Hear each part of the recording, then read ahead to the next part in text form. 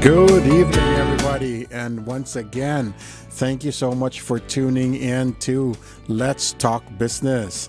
I've got a great guest tonight. I can't wait until we get to that segment. But first, let's talk about why does my business have to have a website? Now, I know that's to a lot of people, especially millennials, that's a silly question, but we still have a lot of business owners who are boomers who really who struggle with the thought of why does my business have to have a website? Well, there are so many reasons why your business has to have a website. Clients and potential clients will visit or would want to visit your website before coming to your place of business. For some people, it could be to make sure that you are a legitimate company. Some, such as restaurants, they want to see your menu first or reviews if you have some. Some to check out products or services that you offer. Here are some of the other reasons that you may need to have a website. So number one, credibility. Having a website it makes sure that your website is clean and clearly communicates your products, services, or mission. People will question your legitimacy if you do not have one.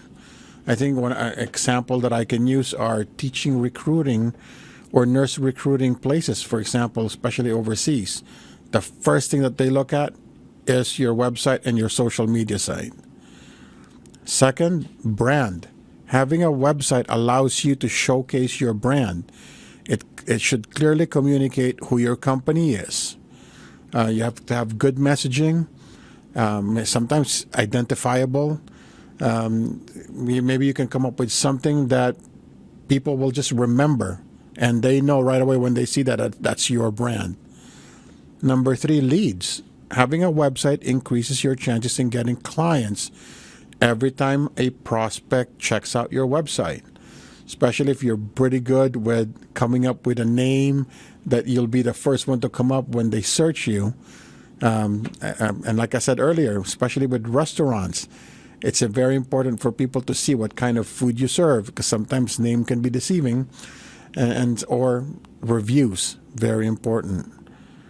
Traffic is another one. Good name means hits when your industry or product is searched. So like I said earlier, you have to have a good name, something that comes up first, when you do a search. So there was a story that I heard one time where their name is so good that even though people are looking for a different company, their company always comes out first. And so they always get all the hits. So it worked for them. Next would be saves time for both you and good customer service. So website, for example, answers simple questions that people would have called you for. So if they just want to know, for example, you have a website, you're a restaurant, you're a Japanese restaurant, they want to know if you serve all you can eat or not. So instead of you having to pick up that phone, if it's in your website, all they have to do is just take a look at it, for example. Or if you're a retail store and you have an online inventory system that shows people if it's still available or not, that would save you a lot of time also. Plus, you're providing good customer service because you're not wasting their time as well. It's great for giving out updates and announcements. It's easier to get the word out if you have a website. And then lastly, digital marketing. It's easier when you already have a website to really market through digitally. Having a strong website can truly enhance your company, and it can help generate revenue. I'm going to give you a great example. There's a e-commerce company that sells bracelets like these, for example, the very popular Asian bracelets now. And then among other stuff, but this is their number one seller. But this company's revenue stream, almost 75% of it comes through their website. And they have 6 brick and mortar stores, but even with that, the website outsells them easily, hands down. So that's a good example of having a great website with great marketing and how they reach their clients. So I've got 2 tips, which coincidentally are the 2 top reasons why business owners are reluctant to get a website. So the first reason why most people are not or are scared of having a website is they are not tech savvy. So make sure to hire a website company that you can trust. Get references. Ask people who have websites, who are your friends, contacts. Ask them, hey, who do you know? Who built your website? Look for different companies that's the same in the same industry as yours, and you can ask them or find out, hey, who did your website? If you're friends with them, right? It's hard because sometimes there are companies who built their business through word of mouth in a different time. And that now they look like, what do I need a website for? I'm fine. And I guess if you're in that stage of your business, it's okay. But really now it's so important to have a website. So if you are one of those, just look into it and see if it will benefit you still or not. The second one is cost. So find the one that has the best references, good reputation, awesome work by checking out their other client's website, and then talk about the cost. And then my only tip with that is do not just go with the lowest prices. So there's always that saying, you get what you pay for. And sometimes that can really bite you. And the best example that I can give you with that is myself. So when we, at the Asian Chamber of Commerce, when we first built or rebuilt, I should say, our website, we found a great company to work with. They were so awesome, and we had no issues, no problems at all. And then this other company comes along who happens to be our neighbor, and they said, "Hey, we're your neighbors. Why don't you give us a chance?" They promised that they'll be cheaper, they'll get the work done better, faster. We're right next to them, so it should be easier. Well, to make a long story short, it was a disaster, and I went back to the other company, my old company that did it, and begged them to take me back. And luckily they did, and it's been great ever since. Now with that, let's take a quick break. When we come back, that company that I'm talking about is actually my guest for today. So we'll meet with Success City Online when we get back.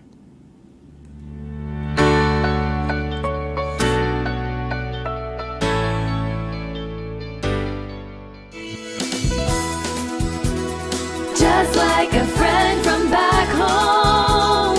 This is your Filipino radio experience in Las Vegas. PHLV Radio.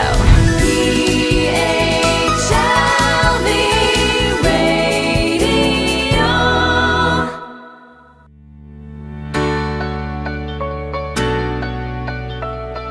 All right, welcome back. So now let's bring in my guest for today. The company is called Success City Online. I'm not going to say too much about it because I want them to talk about their business, of course. But we've got Maria Bailey, my friend Maria from Success City. Welcome, Maria. How are you?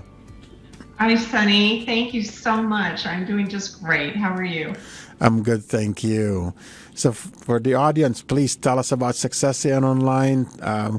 Tell us what you do, and maybe give a couple of examples of a website that they can check out. Well, I would invite anybody to go to our domain, which is successcityonline.com. And we have a portfolio of a lot of our work there. We have our social media clients. We have our website clients on there too. You did such a wonderful segment talking about all the reasons that people need websites. And one of the reasons we're in this business is we needed a website. And we kind of found ourselves in this business. We've been in business over 10 years, somewhere around 12 years actually, because we began, we had a coffee business, completely unrelated, and we started hosting what are now called podcasts.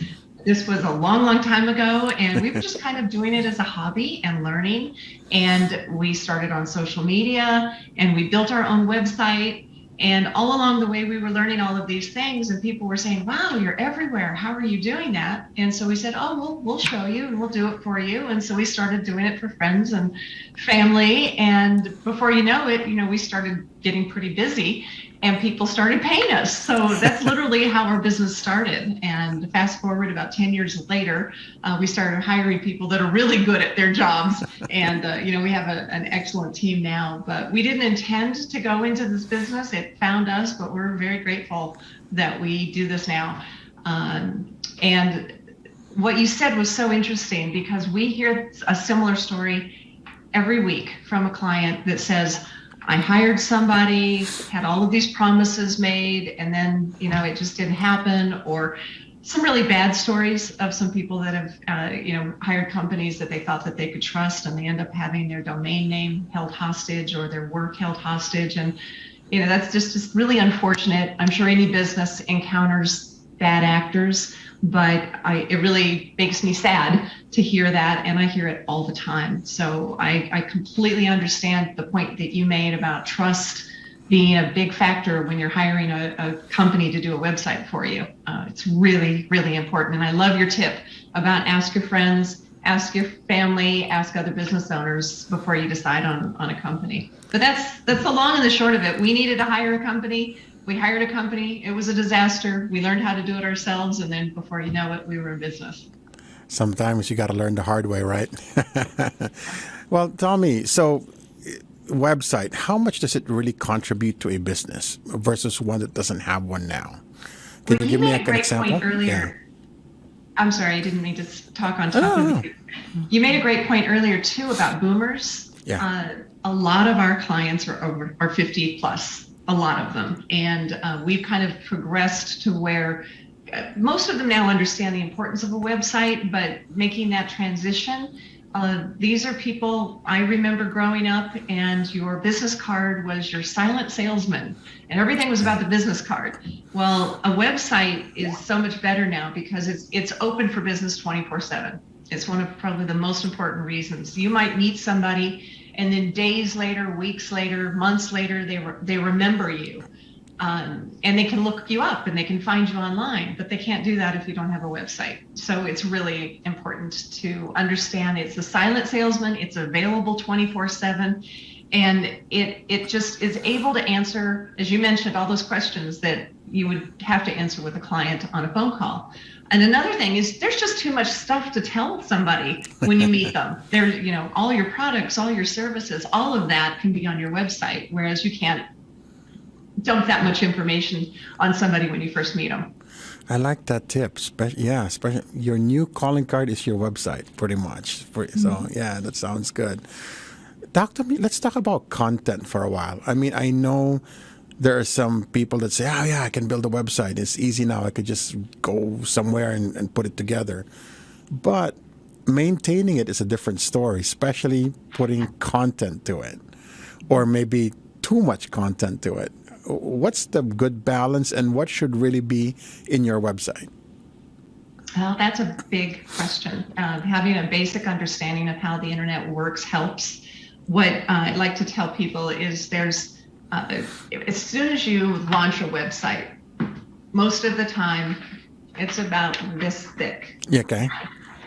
There's just not really much there. And within seconds, somebody else's website's planted right on top of yours, and it gets pushed down farther and farther and farther. So content is what builds up your website.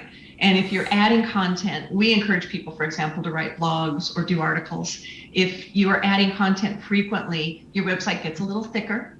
And pretty soon it's about the size of a brochure, and then it's about the size of a magazine, and then it's about the size of a book, and eventually it's a library. And the internet works by attributing larger, stronger, more robust websites as better authorities on a topic. Okay. So if somebody is searching for a particular topic, your website is more likely to be presented as a search result if you have more content on it. There's other ways to get there. You can run ads, you can do pay-per-click ads and things like that, but those are all temporary solutions. But having a lot of good, relevant content that people will find interesting is the best way to have a really strong, robust digital presence. To that point, would you suggest, or would it be advantageous? Let's say I'm a financial company, and I do a lot of talks about financing or investing. how would it be good to have your own like YouTube channel in your website? Would that be beneficial? Yes, absolutely. Video content is the most popular and widest reaching content there is. And video is deliverable easily through a YouTube channel. You can do it on other social media channels. You can do it on videos. There's a lot of different streaming opportunities, but YouTube is a very easy channel to use. And this is another tip. Google is the big dog as far as search engines go, and Google likes when you use Google. Google owns YouTube. Google is the highest used search engine. YouTube is the second. So having a YouTube channel is a very significant way to increase your odds of being found for search results. Oh, that's convenient. And they own both. Well, the content, how often should we add to it or change it? Once your site is built, if it's built properly, it should be built based on a keyword strategy. Keywords are the search terms that you hope to be found for. And there's a lot of tools that we can use, the software that can help you identify what those tools are. You can do some of it yourself just by searching on Google. If you notice when you go to search a topic on Google, Google starts populating other topics that it thinks you're typing these in, so it's making suggestions. So those are search terms that have high search references. So we can use software to determine what the keywords are. Once you develop your original content on your website and you have the keyword optimized site built, then adding to it using similar and variations of those keywords is a very, very good thing to do. And we recommend a blog a week. That's a very good way to do it. 500 words to 1,000 words is a really good way of doing it. That gets you up to that magazine in no time and that book in about a year and a half. So it's a great way to add content. You can also, again, add video content too. It doesn't have to be just written blogs, but videos are great tools and can be housed on your website, or they can be via streaming through YouTube. But there's techniques that you can do so that you don't have to jump off your website and go to the YouTube channel to watch the videos. This next question of mine might be more of a marketing question, but I'll ask you anyway, and see what you think. There are some, depending on your industry, like for example, if you're I have a couple of sites that I follow that are retail industries, and my goodness, they send me 2 texts and 2 emails a day. Now, I've been told though, sometimes like if you're a nonprofit, for example, you shouldn't be sending way too much emails a week. Like maybe once would be better. Is there really a proper number of times you go out and advertise to your clients? Yeah, you advertise them up to the point right before they get sick of you. So you're finding the right balance for that, basically. Okay. But I got to tell you, the retail one works. I mean, I know they send me a lot, but I look every time. Then they haven't irritated you yet, and they're still on track. Every campaign is going to be a little bit different based on what it is, what the topic is, what the content is. But it sounds like you're describing what's called an email drip campaign. Yes. Where you've probably signed up to receive somebody's newsletters, and then they start sending them, and boy, do they send them. It should slow down as interest wanes, and then be refreshed every now and then. But if it gets to where people just are unsubscribing because you've irritated them, then it's not a successful campaign. You will have some of that no matter what. A lot of times people will sign up for a newsletter just to get something, and then immediately they will unsubscribe, and that's okay. But if you can find that right mix of keeping people entertained or informed without irritating your fans along the way, then you're doing a good job. All right. Well, I want to talk about social media too, but let's before we go on a quick break and then talk about social media, what's your best advice for somebody who's looking to build a website? Boy, it's a loaded question. I think having a good idea of where your business comes from. A lot of times business owners will want to talk about every single thing that they do, and they need to understand that the way the search engines work and the way you develop content is 80% of your effort should be on that 20% of your business that actually pays the bills, and then the rest divided up. So I would start by really fleshing out the content and the idea and the marketing ideas for what makes you money. And then you can develop the other ancillary products and services after that. But that's sometimes hard to do. That filtering is sometimes hard for a business owner to do. Well, I'm sure your team can help with that, right? So if somebody consults with you, perfect. Yeah, because like if you tell me that, I'm like, oh, I don't know which one should I do it, but I'm sure somebody's guiding me. All right. Well, I want to talk about social media, but let's take a quick break, and then when we get back, we'll talk about social media. Sounds good.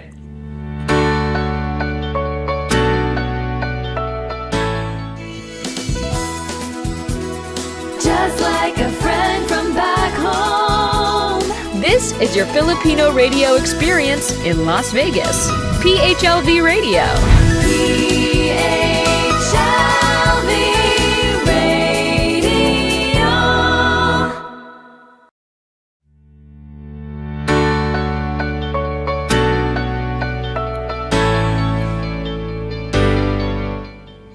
All right. Welcome back. Now let's talk about social media. Another big topic. It's too bad we only have a 30-minute show because this is really a good one. Now, I know you help with social media too. I attended one of your LinkedIn classes and I was so impressed with that. But start with telling us why, again, is it so important to have social media now if you're a business? Appreciate that. Social media is a important way to expand your reach. Your website is where you want them to land, but you want people to find you via the many different aspects that social media can give you. You can use LinkedIn, you can use YouTube, you can use Facebook, Instagram, all of those different tools, but you can control the message. And you want the best social media campaigns drive traffic back to your website because your website becomes your funnel for everything that you do. So as you're being talked about, you want the call to action to be to go to your website. When you're referencing something on social media, you want to put a link that goes back to your website where people can learn more. But social media gives you the ability to leave the confines of your website and go out into a much, much larger audience. The other, probably most important aspect of social media is it has gotten so sophisticated that the algorithms now for enabling advertising means you can get your message in front of exactly the right people that you need to hear it. And it's hands down the cheapest form of advertising and also the most complicated form of advertising, but you can get some incredible results using the algorithms in the way that they're intended to be used. Okay, the big question. How do I know which one to join? There's so many. That is a good question. It's important to try and be where your customers are. Okay. So if your customers are on Twitter, you probably need to be on Twitter. If your customers are on, we always encourage everybody to have a Facebook and an Instagram page. So I mentioned that Google is the big 800-pound gorilla. Well, in social media, Facebook still is. So most people, there's an expectation that a business will have a Facebook page. Facebook owns Instagram, so it's very simple to have an Instagram account at the same time. And generationally, older people are on Facebook, younger people have moved to Instagram. And that's going to continue as new platforms come available and things like that. The younger people will move, and the older people will kind of stay with what they're used to. So we see that all the time, but most people should have a Facebook and an Instagram, and then a +1. For a lot of businesses, that might be LinkedIn. Okay. For other businesses, it might be Twitter. If your customers aren't likely to be on Twitter, I wouldn't spend my time on Twitter unless you really love Twitter. TikTok right now is a younger demographic, but that's changing very quickly, and it's becoming relevant. Social media channel I was just talking to my team about today called Clubhouse. It's all audio, short conversations. It was the latest and greatest about 6 months ago. It may not even thrive now. So they come and they go. Okay. That's why Facebook, Instagram, really important. LinkedIn isn't going anywhere. Most likely it's a good platform for most business as well. Well, the LinkedIn, my sister-in-law got hired through LinkedIn. She actually got her dream job through LinkedIn. And that's what, really? It really had that much impact? I mean, is that true? Yeah, well, the last 4 employees that we've hired for our company have come through LinkedIn. Wow. So it's really important. Oh, yeah. Tell me about your LinkedIn class, because it was so good, because not a lot of people understand or have a full grasp of what LinkedIn is. Is that something that they can learn through a class with you? Oh, yes. We offer programs all the time. Frequently, we're asked to do programs for the Henderson Chamber of Commerce, and those are open to the public. LinkedIn is a very popular topic because it has changed and gotten a lot better over time. Originally, it kind of was and people still think of it as a resume place where you post your resume. It's just not that anymore. It really is a true social media platform with an incredibly sophisticated algorithm. And it has a feature called a premium feature. In other words, you have to pay for it, but it's called Sales Navigator. And if you are in the business of selling, and we are all in the business of selling, it's a great place to learn where you can actually target connections, meet people that ordinarily are behind a gatekeeper at a company. You know, when you call up a company and you want to talk to a vice president of procurement, for example, you're not going to get them. You might be able to leave a message, but that's it. On LinkedIn Sales Navigator, you might be able to actually reach them through LinkedIn and actually deliver a message to their inbox. So it's pretty slick and has a lot of tools and functionality, and the targeting is really incredible. It's not for every business, but it's very significant. LinkedIn also, if you're paying for the premium feature, offers LinkedIn Learning, which some people might remember lynda.com. It was a video place where you could go and learn just about anything: photography, creative writing, how to build a website. All of it was on Lynda. Lynda was purchased by LinkedIn, so now it's offered on that premium feature called LinkedIn Learning. Okay, this is the one that I really struggle with. Another big question for me. When you own a social media, when you have a social media, what do you post? I mean, is that something that you can help clients with? Sometimes I'm like, okay, should I post about this or not? Yeah. What we typically do is we have a calendar. So we've got a pretty good idea of what we're going to post over a certain period of time. And very often there are social media holidays which do really well.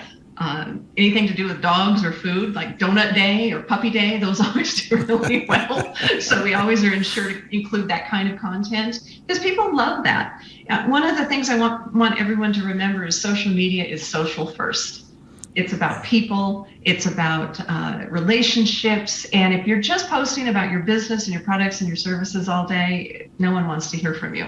It's just like getting too many emails. Eventually you'll opt out, right? But if you're posting interesting, fun things, if you're showing a day in the life, if you're celebrating what your company is doing, people get interested in your company, then are likely to trace you back down to your website where they can get answers to questions if they're interested in hiring you. See, there you go. That's why we have an expert for it. Well, tell us how can our audience reach you? I know there's more to it than that, but we have a short show. But hopefully they'll call or just tell us your number, your website again, please, and where to reach Maria at Success City Online. Sure, thank you. And that's really it, Sonny. It's successcityonline.com. And you did such a great job teeing up this whole show. I think you've answered a lot of the questions before I even came on board. But if there are any questions, I just encourage anybody to reach out to us. We have a chat available on our website. You can chat with us, you can call us, or you can email us, and we'd be happy to get back to you right away. Thank you so much, Maria. You take care. And hopefully we can have you back again next time. It was absolutely my pleasure. Thank you. Let's go on a break.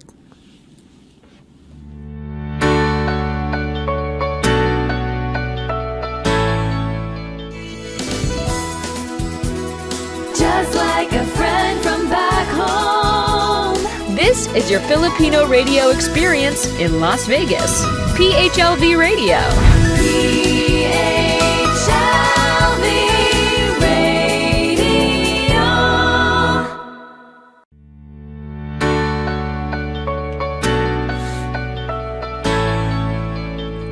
All right, we're back for our last segment. So you know what that means. We're going back to the roadmap. Although this one, though, it's a little bit different. So we are on part of the roadmap where we're going to lump it together. Business licensing, other licenses and permits, and tax stuff.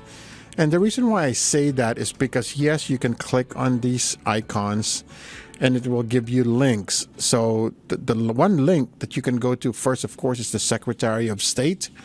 That is where you can register your business. You can put in, you could be your own resident agent. I've mentioned that before.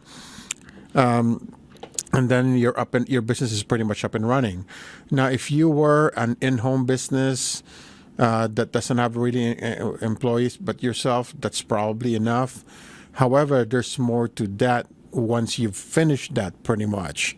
Now you need to go to, depending on where your business is or where you're opening, are you going to need a license also for the county or for the city of Las Vegas, North Las Vegas or Henderson? So I'm going to go back first to what I've mentioned before in the show, is having that trusted circle.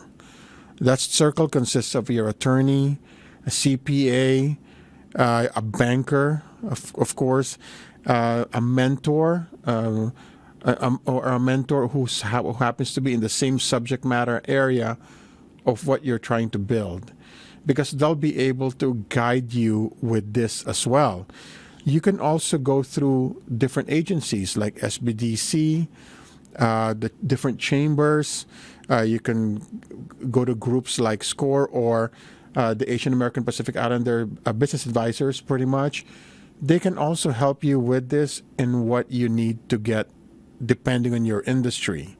And I say that because there's so many different things depending on what you're building. So, for example, if you want to open a mortgage company here, you have to be licensed by the Mortgage Lending Division of the BNI, and I believe you actually can get that through the Department of Business and Industry website. So you can click on that website.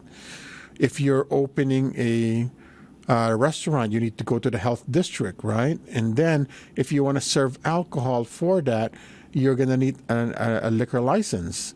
And that's where your other contacts will definitely help you, because once you apply for that, they're going to require different things. So besides the application form, they might require you to have financials. So, of course, you're going to talk to your CPA.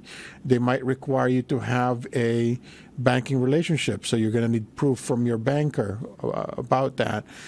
Some people might, depending on the industry, again, they might require you to have a line of credit. So then you talk to your banker about that as well. Or if you're doing, if you're buying products from a different country, they might require you to have a letter of credit, which is a little bit different. So there's a lot of different things when it comes to that. And then there's also for example, when we go to the tax stuff, of course, your CPA would be the best person to talk about that, or your lawyer, right? But there's questions that you need to answer. So, for example, if you're going to employ people, do I want to use a payroll company, or am I going to use my CPA for now? How does that work? Because, of course, you have to pay payroll taxes, right? Do you want to have a bookkeeper, an HR person, or outsource them? So, again, there's advantages and disadvantages to both. It's something that and then there's a cost benefit associated with that as well. So these things, you definitely need help when deciding what to do. So I would always go back to, hey, let's go back to my trusted circle. Let's talk to my CPA. Let's look at a mentor that may hopefully had the same business that what you're trying to build, and ask them, hey, what worked out for you? How did that work? Did that do well? Did you have your own payroll company? Did you employ an in-house HR person, for example? Things like that. One company that I know, for example, they were opening a skilled nursing facility here in town, and she, the owner, is not from that industry. She's completely from a different industry. But instead of attempting to open it on her own with limited knowledge, she actually hired a consulting company that did the hiring. In fact, they're going to be running the facility for her. So I thought that was a smart move, because some of the things she she went out of her way to learn the industry, took classes, so she had some basic knowledge but no experience in doing it. But by hiring that consulting company, it gave her, I would say it gave her credibility right away, but she's trying to do the right thing, definitely, and not running it off the fly and not knowing what to do. So my best advice for these three, business licensing, other licensing, check them out, click the icon on the roadmap, but definitely go back to your trusted circle. Inquire with your CPA, your attorney, your banker, your mentor, and the other organizations as well that you can trust, such as the chambers, the API Business Advisors, or SBDC. All right, so that is our show for tonight. I hope that was good. I hope the website tips help, and of course, social media. Good night, everybody, and I will see you next Monday.